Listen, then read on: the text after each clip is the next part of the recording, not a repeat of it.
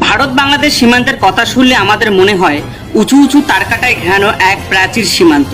সেখানে আমাদের এবং আমাদের প্রতিবেশী দেশের সেনাবাহিনীদের হাতে বন্দুক ধরে এক কঠোর নজরদারির দৃশ্য আমাদের চোখে পড়ে। তবে আজকে আমরা দেখতে চলছি ভারত বাংলাদেশ সীমান্তে ইন্ডিয়ান বিএসএফরা ঠিক কিরকম করে এই ভারত বাংলাদেশ সীমান্তে তাদের ডিউটি সম্পূর্ণ করে। কেননা এই ভারত বাংলাদেশ সীমান্ত পৃথিবীর সব থেকে সেন্সিটিভ সীমান্তের মধ্যে একটি। কেননা এই ভারত বাংলাদেশ সীমান্ত শুধু সমভূমি সীমান্ত নয়, পৃথিবীর সব থেকে বড় ম্যানগ্রোভ অরণ্য সুন্দরবন।